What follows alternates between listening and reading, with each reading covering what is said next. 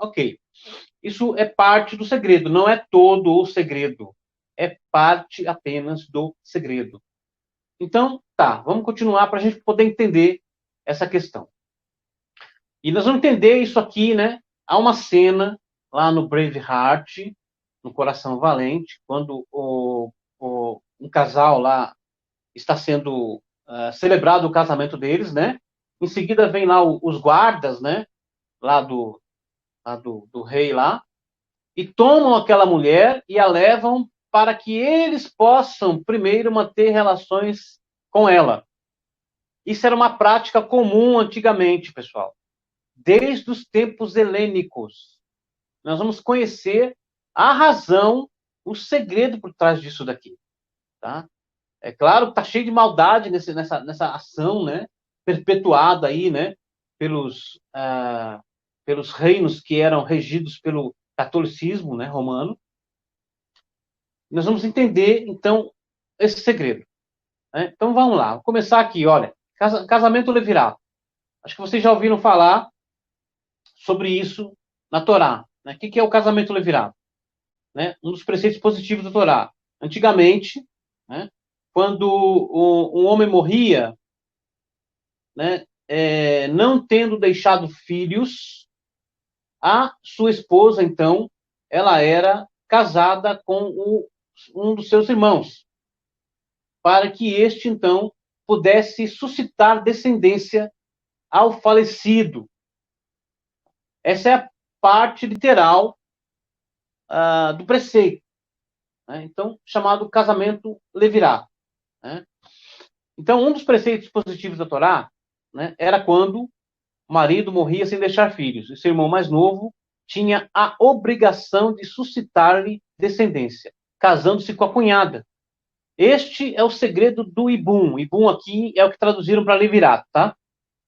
É um dos tipos de reencarnação codificada na Torá implicitamente. Eu coloquei explicitamente aqui, mas é implicitamente. É mencionado o preceito, mas não é explicado ali, né, o segredo do preceito. O segredo do preceito você vai aprender no Zohar. Né? Então, qual era o segredo? É a reencarnação. Né? O que acontece nesse tipo de reencarnação chamada Ibum? Né? O Zohar explica que, no momento da relação, a mulher tinha que se concentrar na imagem do marido que havia falecido. Este segredo era conhecido comumente na nação israelita no passado. O jovem irmão sabia que, ao se deitar com sua cunhada, seu sêmen apenas a fecundaria, mas seria o sêmen do falecido irmão que geraria a criança. Vocês vão entender isso daqui, já já. Tá? O propósito disso era fornecer uma vestimenta, um corpo novo, para que o irmão falecido pudesse reencarnar no ventre da própria esposa e retornar ao mundo. Isso é parte da misericórdia divina, porque ele havia falecido e não havia cumprido um preceito, que era o preceito de suscitar descendência. Ele estava incompleto, então ele precisa retornar ao mundo para completar esta mitzvah. Então, o divino, abençoado seja ele, criou este mecanismo para que a pessoa pudesse retornar ao mundo, né? E depois, no futuro, se casar e suscitar sua descendência.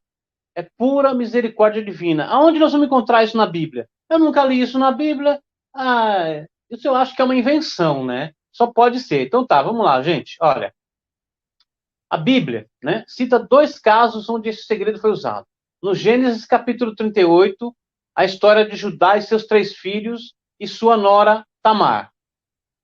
O marido de Tamar, havia sido mal diante de Deus e acabara morrendo, ficando para seu irmão Onã o dever de lhe fornecer a oportunidade para reencarnar. Mas quando Onã, né, ia à sua cunhada, sabendo que o filho não seria seu, deixava cair o sêmen no chão, vindo a ser morto por esta má intenção de não cumprir o levirato. Ou seja, de cortar a oportunidade do irmão retornar ao mundo para se tornar completo depois no futuro, poder cumprir a mitzvah. Isto foi uma maldade gigantesca que Onã fez. Né? Então, no nome Onã, do nome Onã, né, vem então onanismo, ok? Ah,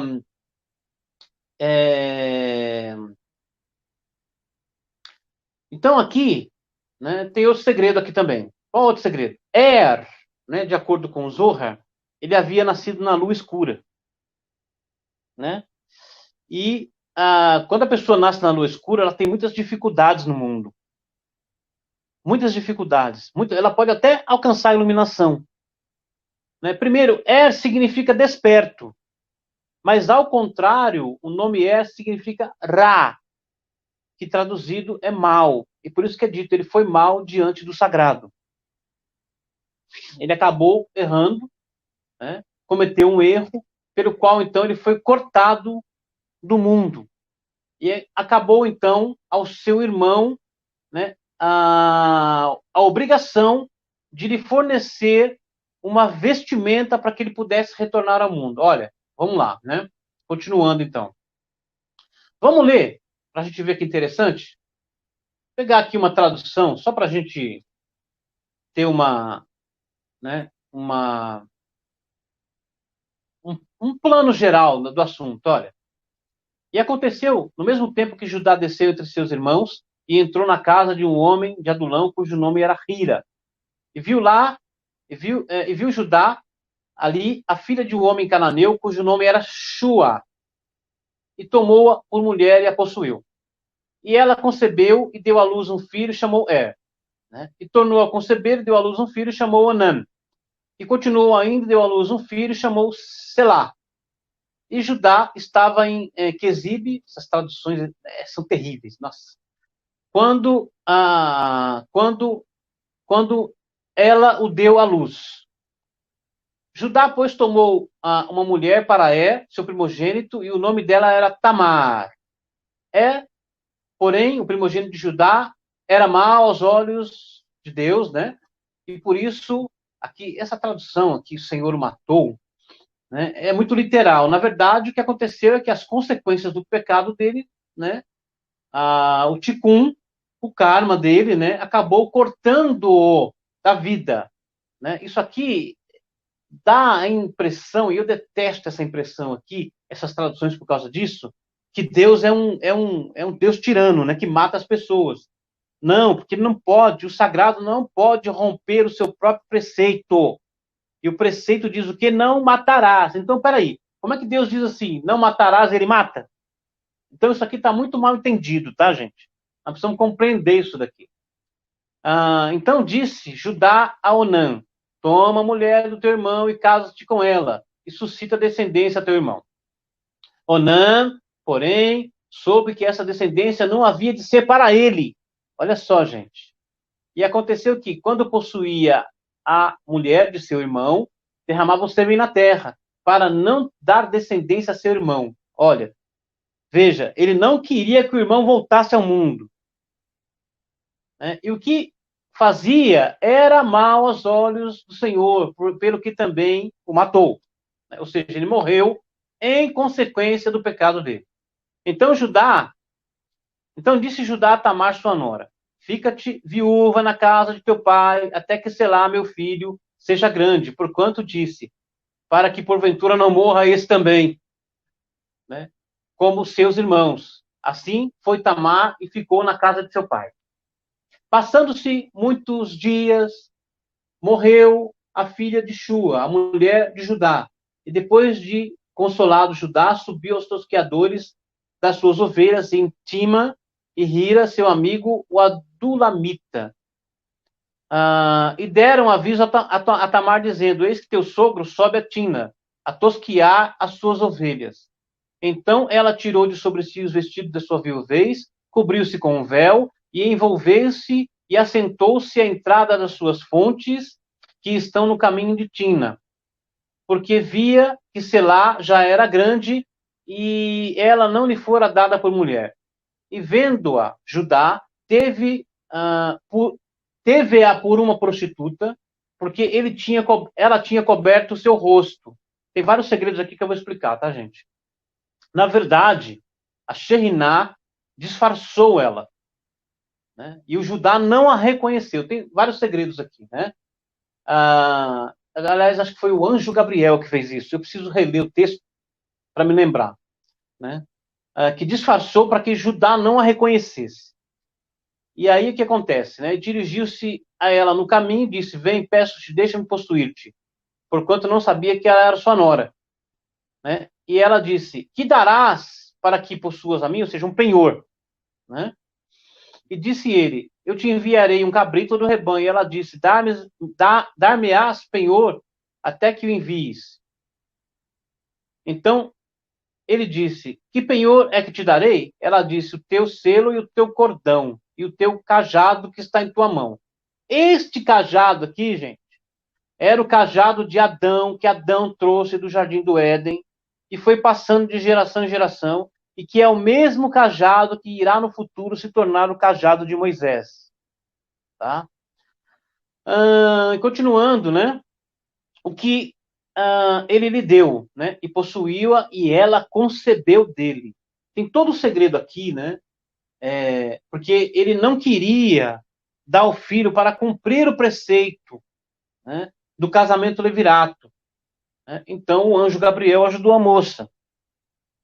Continuando, ela se levantou e foi, tirou de sobre si o véu e vestiu os vestidos da sua viuvez. Judá enviou o cabrito por mão de seu amigo, o adulamita, para tomar o penhor da mão da mulher, porém não achou. E perguntou aos homens daquele lugar, dizendo: Onde está a prostituta que estava no caminho junto às duas fontes? E disseram: Aqui não esteve prostituta alguma. E tornou-se Judá e disse: Não achei. E também disseram os homens naquele lugar: Aqui não esteve nenhuma prostituta. Então disse Judá: Deixa-a ficar com o penhor, para que porventura não caímos em desprezo. E eis que tem enviado este cabrito, mas tu não a achaste. E aconteceu que, quase 3 meses depois, deram aviso a Judá, dizendo: Tamar, tua nora, adulterou, e eis que está grávida do adultério. Então disse Judá: Tirai-a para fora para que seja queimada. Aqui tem uma questão de que, como ela estava prometida para o mais novo, né, pelo costume, ela já estava casada. Então, por isso que é dito que ela adulterou aqui, né? Que de fato não aconteceu. E tirando-a para fora, ela mandou dizer a seu sogro: Do homem que são estas coisas eu concebi. E ela disse mais: Conhece, peço-te, de quem é este ser, este cordão e este cajado? E conheceu o Judá e disse: Mais justa é ela do que eu, olha só, porquanto não a tenha dado a selar meu filho, e nunca mais a conheceu. Ou seja, se deitou com ela, né? E aconteceu ao tempo de dar à luz que havia gêmeos em seu ventre. E sucedeu que, dando ela à luz, que pôs um para fora a mão, e a parteira tomou e atou em sua mão um fio encarnado, dizendo: Este saiu primeiro. Mas que aconteceu, tornando ela a recolher a sua mão, eis que saiu o seu irmão, e ela disse: Como tu tens rompido, sobre ti é a rotura. Chamaram-lhe Pérez, né? E a seu irmão chamaram Zerá. Veja, quantos foram os que morreram? Aí alguém vai dizer assim: não, reencarnação não existe na Bíblia. Isto é coisa do cão tinhoso. Não tem reencarnação. Por quê? Porque essas pessoas são cegas. Elas não conseguem enxergar os segredos escondidos na Torá.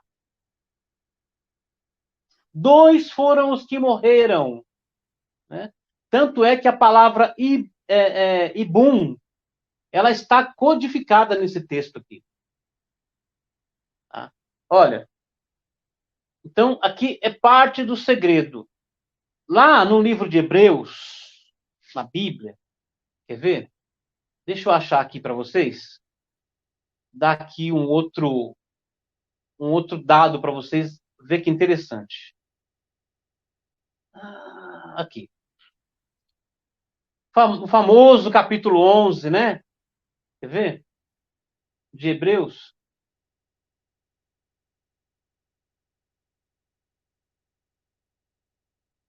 Tem um verso muito enigmático e um tanto confuso. Quer ver? Eu vou ler para aqui para vocês.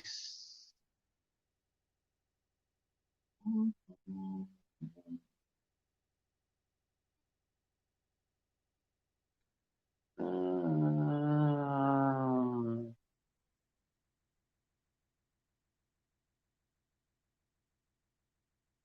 aqui, ó.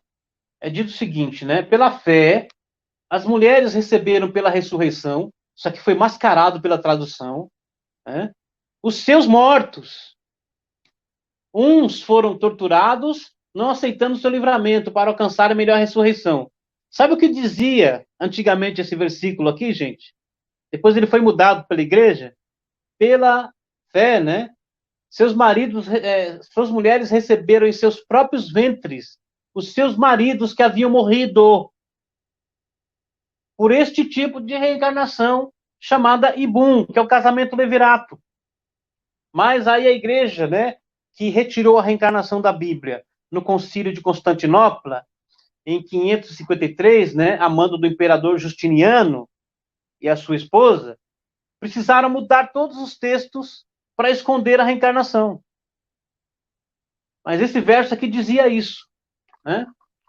Pela fé, mulheres receberam pela reencarnação os seus maridos que haviam morrido.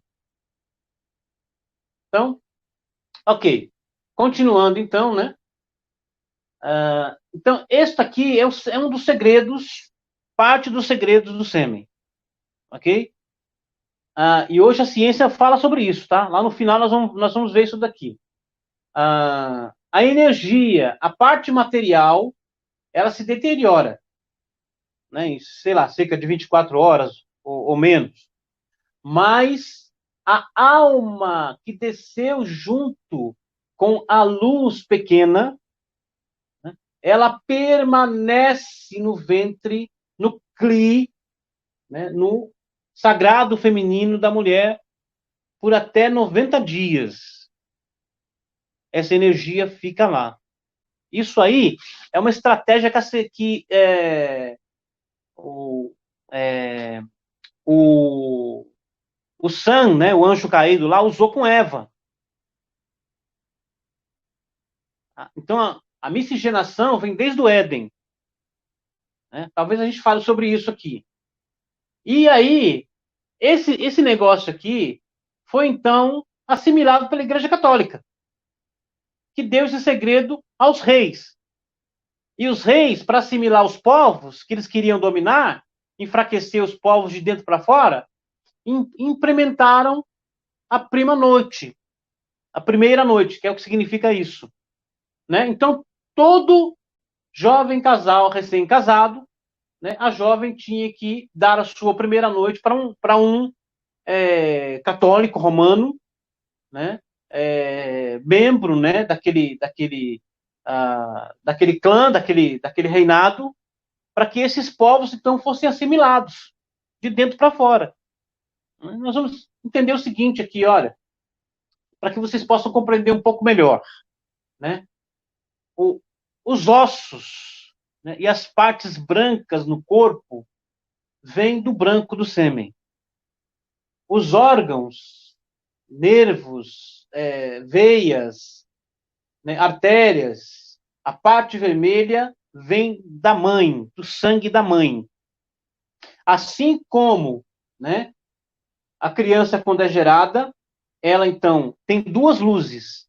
Uma é chamada Orpinimi e a outra é chamada Ormakif.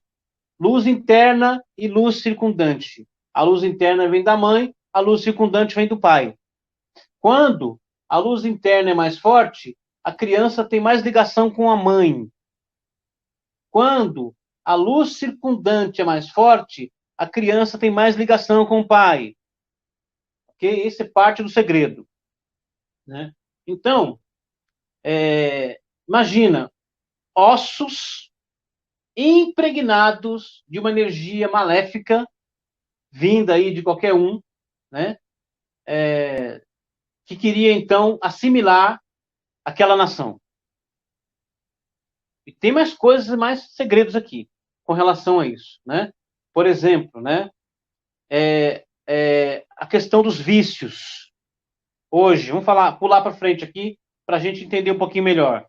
A questão dos vícios. Por que uma criança, às vezes, né? Tão jovem, já, tipo, 9 anos de idade, até menos, já entra para o caminho do vício, das drogas, e se perde, não consegue ser recuperada. E muito dificilmente ela vai conseguir ser recuperada.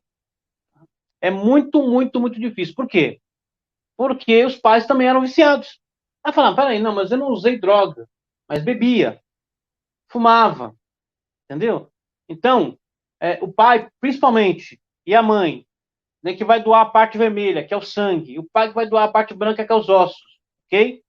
Então, o pai fuma, né? Isso está no sangue dele, nicotina, toda essa química, né?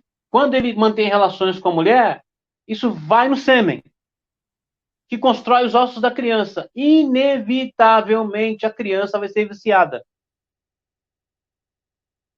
De quem é a culpa? É da criança? Ok. Então já deu para entender, né? Deu para perceber. Então, continuando, né? Outros mistérios, né? Há uma coisa que precisa ser colocada na balança, né? Que é a fonte de onde vem o ensinamento. Há muita mistura por aí, então você deve considerar sempre a fonte. E quanto mais antiga ela for, mais pura ela será, né? Ou seja, tem muita interpretação falsa por aí que gente que não tem uma alma pura, mas uma alma cheia de escuridão, cheia de clipotes, né? Pega um texto sagrado e faz uma interpretação de acordo com a sua cabeça confusa e acaba criando muita confusão por aí, né? Ou seja, vamos lá. A fonte é tudo. Tem que procurar pela fonte. O que diz a fonte? Então, a gente considera o ensinamento, não as opiniões sobre ele. Ok. Continuando, então. Olha, o Zohar nos revela que o sêmen é chamado Or-Kataná, né, ou Or-Katan. Quando o homem mantém relações com sua mulher, né, ele está doando luz. Então, por que, né, as mulheres têm ou entram em depressão? Porque elas não estão recebendo luz. Mas, então, você vai perguntar, elas não mantêm relações com seus parceiros? Sim, elas mantêm. Mas um homem sem espiritualidade, ou que não tenha uma mente elevada, o seu sêmen não é de boa qualidade, espiritualmente falando, né? E ao invés de fazer bem a mulher, a lança na escuridão. E isso é explicado assim. O sêmen vem de hebraico zerá. Aqui, ó. Zain, Reish, Ain. Né? E é escrito com as letras Zain, Reish e Ain. E seu valor numérico é 277. Se subtrairmos apenas uma letra, uma outra energia será criada. Uma energia negativa, ruim, má. Por que tem tanta confusão no mundo? Por que tem tanta gente negativa? Tanta gente má? Tantos assassinos? Porque, né, eles puxam centelhas de almas negativas para os seus filhos. Porque não conhecem estes segredos espirituais. Então, continuando. Né? Muito se fala em espiritualidade, né? E muito do que se fala não passa de fantasia criada por mentes distorcidas ou resultado da religião. Você não deve mesmo concordar, mas estudar a fundo, encontrar evidências e provar aquilo que lhe está sendo compartilhado. Né? Vamos lá, positivo e negativo. Né? Tudo nesse mundo tem uma parte negativa e uma parte positiva. Né? E é por isto que este mundo, Olam Hazé, o hebraico, né, é chamado na Torá pelo nome código da Etz Da'at Tov Verá, árvore da penetração do bem e do mal, ou árvore da ciência do bem e do mal, é o nosso mundo, né, que é a dualidade, só aqui existe o bem e o mal, ok? E tem muito mais. Olha, deixa eu ver aqui, eu tenho mais coisas para falar aqui. Tem aqui, ó. Vamos para cá, para eu poder ler isso aqui para vocês, ó. Sobre as consequências do divórcio. Vai se encaixar aqui para gente, né? Por que que Moisés, no Devarim 24, né? Deuteronômio capítulo 24, permitiu o divórcio. Né? Tem a ver com almas gêmeas isso aqui, gente. Tá? É explicado pelo Zohar Sagrado. Tem a ver com almas gêmeas. É uma ferramenta para que ambos os parceiros possam encontrar suas almas gêmeas. Né? Então, aqui, olha, explicado o seguinte, né? Aí lá no Novo Testamento alteraram isso, né? Como se Jesus proibindo o divórcio. É tolice, gente. A igreja alterou para poder escravizar as pessoas. Então, olha, assim como o casamento, o divórcio tem um papel importante no processo de tikkun, ou seja, correção espiritual, né? Do karma das pessoas. É uma das ferramentas de correção dos homens que não têm sua alma gêmea encarnada. Tá? Do homem. Por quê? Porque é o homem que precisa adquirir mérito para receber a sua alma gêmea. A mulher não precisa de mérito. E ela só vem ao mundo, entendeu? A alma gêmea, né? Quando o homem alcançou um nível de consciência do rei Davi. Tem vários segredos aqui. Né? Olha, como chegamos até aqui, devemos agora revelar os caminhos ocultos do Senhor do Universo, que os filhos dos homens não conhecem, né? Apesar de estarem todos no caminho da verdade, como está escrito, pois os caminhos do Senhor são retos. Os justos caminharão por ele, e os transgressores irão neles tropeçar. Aqueles que passam pela transmigração e são expulsos do outro mundo, porque se negaram a procriar, né, sem parceiras femininas, como fazem para encontrar esposas nesse mundo, sendo que nenhuma parceira feminina lhes é predestinada, assim como é para os outros homens? O que significa isso? Numa encarnação anterior, né, esses homens se negaram a procriar, se negaram a ter filhos, né? O que para as mulheres, né, é ruim, porque lhes falta realização à maternidade. Então, eles reencarnam, e aí, quando eles reencarnam, não lhes é dada uma parceira feminina. Olha, então, continuando, né?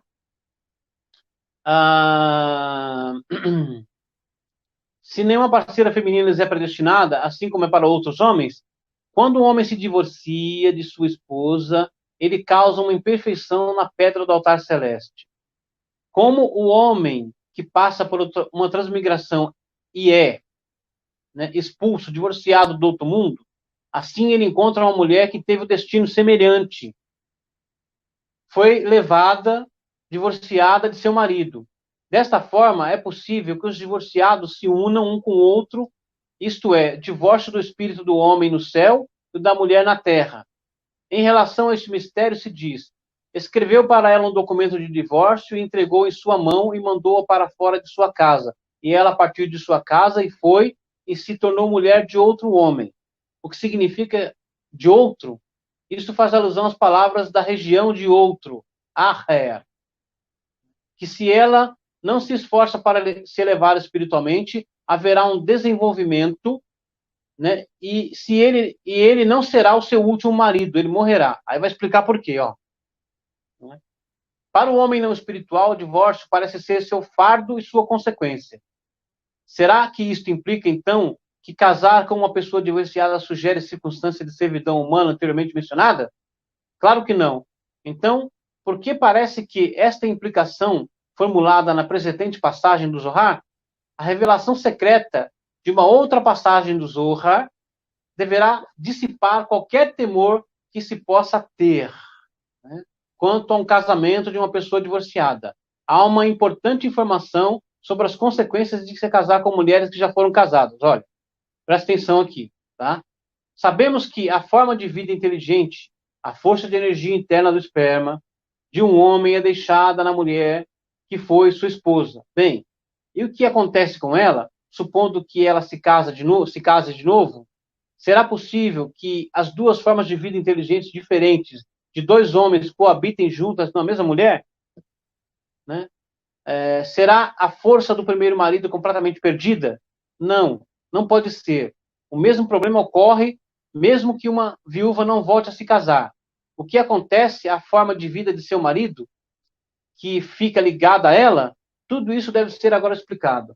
Quando a inteligência do segundo marido entra no corpo da mulher, a inteligência do primeiro marido luta com ela, e eles não podem habitar juntos em paz, de forma que a mulher nunca está completamente feliz com o segundo marido, porque a força inteligente do primeiro está sempre a atormentá-la, né? E aqui vou explicar mais profundo, né? Cada vez lá que o primeiro marido pensa nela, ele causa tortura para ela, porque ele ativa a força espiritual que permanece no ventre dela, e ela sofre com relação a isso, tá?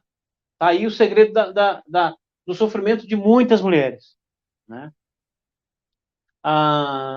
Sua memória está sempre com ela está sempre pensando no ex-marido, né? Fazendo com que chore e suspire por ele. De fato, o seu espírito se contorce no interior dela como uma serpente.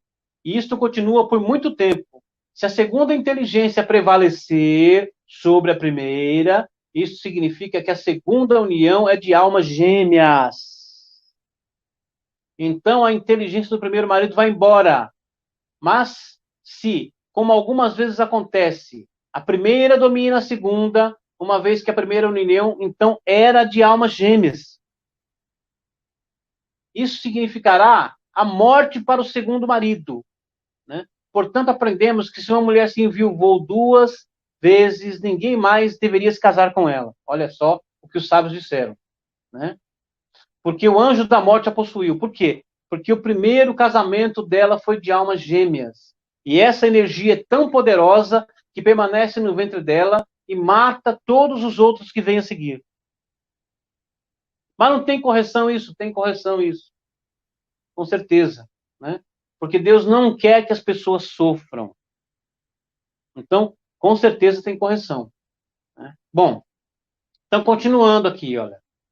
Essa surpreendente revelação referente à inteligência do esperma, né, e a sua inexorável força energética após a morte do primeiro marido, é de grande abrangência. Mais notável ainda é o fato de que, embora a energia inteligente interna do esperma tenha sido separada de sua fonte do primeiro marido, ela continua causando estragos e gerando destruição sobre os maridos seguintes. Aí também tem questão de karma, tá, gente? Os caras que vieram depois estão cheios de karma, né? Então é uma oportunidade para que eles saiam do mundo e voltem numa outra encarnação para poder continuar a correção. Aí acontece o seguinte, né? Somente se o primeiro marido não tivesse sido a alma gêmea dessa mulher, o circuito de energia do segundo casamento, né, sendo a reunião de 2 almas gêmeas, poderá vencer e dominar a energia inteligente do primeiro marido. Uma guerra nas estrelas em miniatura dentro do ventre da mulher. A coisa mais extraordinária nisso tudo é que a própria mulher pode nunca vir a saber, porque nunca está totalmente feliz com o segundo marido. Sua decisão de casar de novo foi, sem dúvida, resultado de muita reflexão e busca interior. Não obstante, está decidida a não ficar solitária, apesar da vida satisfatória que teve com o primeiro marido. Eu conheci mulheres assim, né, que tinham um casamento maravilhoso, né, mas por terem sido imaturas ou coisa parecida, se divorciaram, e aí elas passam a vida inteira casando e se separando, casando e se separando, casando e se separando, e nunca sendo felizes. Bom, então continuando aqui, né, sua decisão de se casar de novo foi, sem dúvida, né, resultado de muita reflexão e busca interior. Não obstante, estava decidida a não ficar solitária, apesar da vida satisfatória que teve com o primeiro marido. Né? Solidão, há algo de árido nesta palavra, algo que soa tão estéril. Ficar sozinho talvez seja a coisa mais triste depois de um amor. Seja quais forem as razões de Tikkun, ou seja, de karma, né, que a levam a ter que ficar só. O segundo marido devia ter explorado mais profundamente o assunto das almas gêmeas, se elevado, entendeu? Espiritualmente, para não morrer. Então, ele também é culpado por isso. Né? Então, continuando aqui, né? À medida que a incompatibilidade espiritual se torna mais intensa, o divórcio pode ser recomendável, depois de considerar todos os fatores envolvidos, a saber, o nível de espiritualidade, os filhos e uma consulta com o conselheiro matrimonial, né? Alguém sábio, né? Não um tolo por aí qualquer, né? Desculpe, mas tem que falar isso. Certamente não é o simples fato de haver alguém disponível que indica que existe possibilidade de ser alma gêmea. O casamento é algo muito mais sério do que a maioria das pessoas pensa, né? No exemplo que mencionamos acima, a morte pode chegar prematuramente para o segundo marido se as suas investigações revelarem que é grande a probabilidade de sua esposa atual ter viajado pela vida presente em companhia de sua alma gêmea. Só que almas gêmeas é muito raro, tá, gente? É raríssimo, é tão raro, mas é tão muito, muito, muito, muito raro. Tem gente por aí que, achei minha alma gêmea, mas não é. É um resultado de transmigração, de karma. Mas a pessoa tem tanta ligação com aquela outra alma que ela pensa que é alma gêmea, mas não é, né? Esta é precisamente a razão pela qual Zohar adverte que ninguém deve se casar com uma mulher que enviou 2 vezes. Sério esse negócio aqui, né? E muita gente vai discordar, não vai aceitar, vai reclamar, vai dizer os sábios estão errados, entendeu? Mas se você for investigar, você vai ver, vai encontrar isso aqui em histórias que tem hoje, né? Existe uma forte possibilidade de que o primeiro marido tenha sido sua alma gêmea e que a presença de sua inteligência tenha sido sentida durante o segundo casamento, causando a morte do seu segundo marido. Contudo, se o segundo casamento tiver terminado em divórcio, não temos bases reais para presumir que o primeiro casamento tenha sido um casamento de fato de alma gêmea. Isso aqui é um excerto, né? Um trecho que eu tirei do livro A Roda das Almas, do Rabino Philip Berg, de abençoada memória. Vocês vão encontrar isso na internet, esse livro, tá? A Roda das Almas, do Rabino Philip Berg. Tá? Então,